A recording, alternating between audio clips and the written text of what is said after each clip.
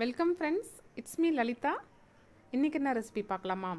இது வந்து கருப்புளுந்து சாதம், ஒரு கலந்த சாதம் மாதிரி, வெரைட்டி ரைஸ்ன்னு சொல்லுவாங்க இல்லையா, அதுதான். இது கருப்புளுந்து 1/4 கப் எடுத்து அதை ரோஸ்ட் பண்ணிக்கலாம். இது புரட்டாசி மாதத்துக்கு பார்த்திங்கன்னா புளியோகரை, லெமன் ரைஸ், தேங்காய் சாதம், இந்த மாதிரி வெரைட்டி ரைஸ் பண்ணுவோம். இதில் இது ஒன்று டிஃப்ரெண்ட்டாக எப்படி பண்ணலாமே நம்ம, அதுக்கு தான் இந்த ரெசிபி போட்டிருக்கேன். 1/4 கப்பு கருப்புளுந்து எடுத்திருக்கேன்.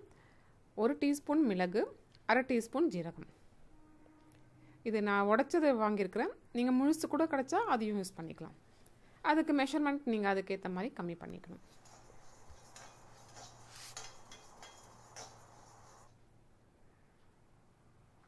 இது 4-5 பேருக்கு ஏற்ற அளவுக்கு இருக்கும் இந்த 1/4 கப்பு கருப்புளுந்து.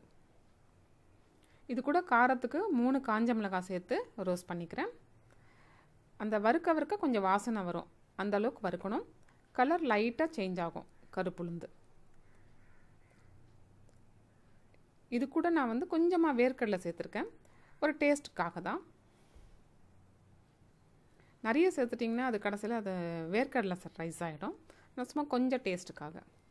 கருப்புளுந்தில் அவ்வளோ டேஸ்ட் இருக்கும்னு சொல்ல முடியாது. கொஞ்சம் இந்த மாதிரி ஏதாவது சேர்க்கும் போது டேஸ்ட் கூடும் ரைஸ். வேர்க்கடலை வந்து பச்சை வேர்க்கடலை சேர்த்துருக்கேன் நான். அதை கொஞ்சம் ரோஸ்ட் பண்ணிக்கலாம். நீங்கள் தனியாக ரோஸ்ட் பண்ணி கூட போட்டுக்கலாம்.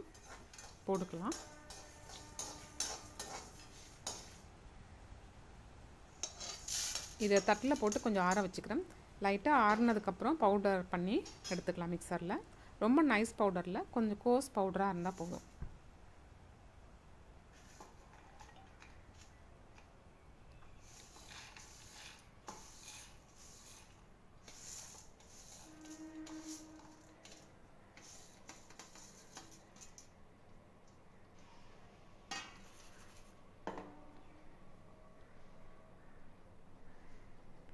இதை அரைச்சிக்கலாம்.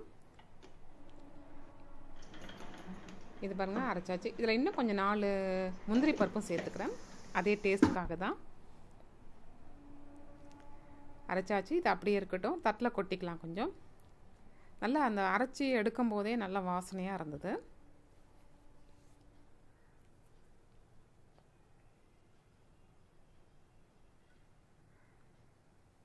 இது வந்து குழந்தைங்களுக்கும் லஞ்ச் பாக்ஸ் ரெசிப்பியாக செஞ்சு கொடுக்கலாம், சாப்பிடுவாங்க. புளியோதரை அந்த மாதிரிலாம் விரும்பி சாப்பிடுவாங்க பசங்க, கூட சிப்ஸ் வச்சு கொடுத்தா. அப்படி சொல்லி இதை கொடுக்கலாம். இதில் புளி சேர்க்கலை, புளி சேர்த்தா புளியோகரை ஆகிடும். புளி சேர்க்கலை. இப்போ ஒரு கடாயில் எண்ணெயும் நெய்யும் ரெண்டும் சேர்த்துக்கிறேன். ரெண்டும் ஒரு டேபிள் ஸ்பூன் சேர்த்துக்கிறேன்.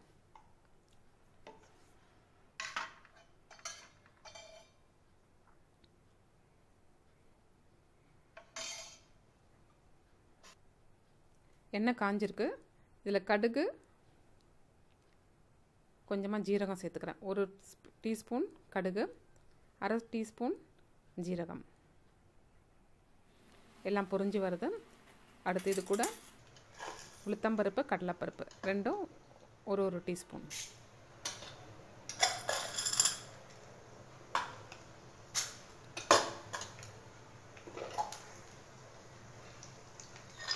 கூடவே வேர்க்கடலையும் சேர்த்துக்கிறேன். இந்த மாதிரி கலந்த சாதத்துக்கெலாம் அந்த வேர்க்கடலை, முந்திரி பருப்புலாம் போட்டு வறுத்து செய்யும்போது ரொம்ப நல்லாயிருக்கும். டேஸ்ட் இன்னும் கொஞ்சம் கூடும். நல்லா வறுத்துக்கலாம். மீடியம் ஃப்ளேமில் இருக்கட்டும், இல்லைன்னா ரொம்ப எல்லாம் ஏதாவது ஒரு பருப்பு வந்து ரொம்ப திஞ்சிரும்.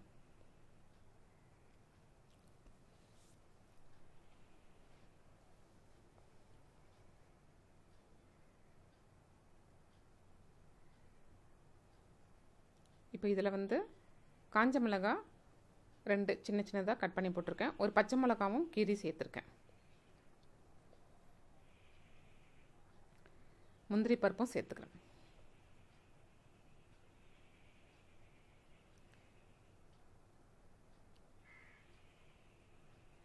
இதில் வந்து நான் கொஞ்சம் பூண்டு சேர்த்துருக்கேன்.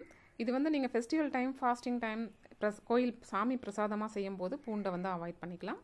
இல்லைனா பூண்டு சேர்த்துக்கலாம், நல்லா ஒரு டேஸ்ட் இருக்கும்.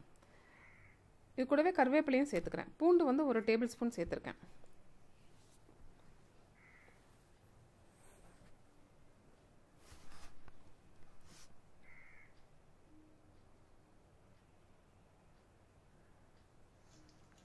அடுத்து இதெல்லாம் வறுபட்டிருக்கு. இது கூட பொடி பண்ணியிருக்க அந்த பவுடரை வந்து 2 டேபிள் ஸ்பூன் சேர்த்துக்கிறேன். சேர்த்து அதில் கொஞ்சம் எண்ணெயில் அப்படி கலந்து விட்டுக்கலாம். மீதி இன்னும் கொஞ்சம் பவுடர் இருக்குது. கடைசியாக சாதம் கலக்கும்போது மேலே கொஞ்சம் தூவி இன்னொரு வாட்டி கலந்து விடணும்.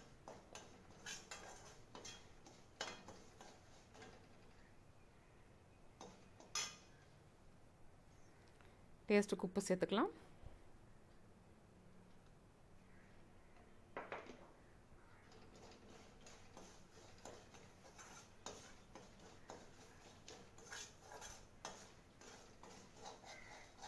இதில் கருப்புளுந்து இருக்கிற மாதிரியே தெரியாது, ஏன்னா பவுடர் பண்ணி சேர்த்துட்டோம்.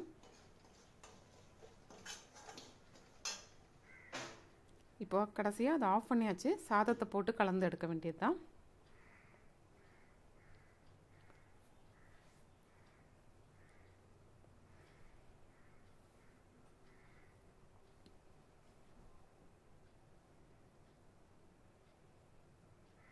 சாதம் வந்து எப்பவும் போல் இது வந்து இந்த மாதிரி வெரைட்டி ரைஸ்க்கெலாம் கலந்த சாதத்துக்கெலாம் கொஞ்சம் ரொம்ப வேக விடாமல் பார்த்து எடுக்கணும். தனித்தனியாக இருக்கணும். அப்போ தான் கலந்து வைக்கும்போது நல்லாயிருக்கும் பார்க்க.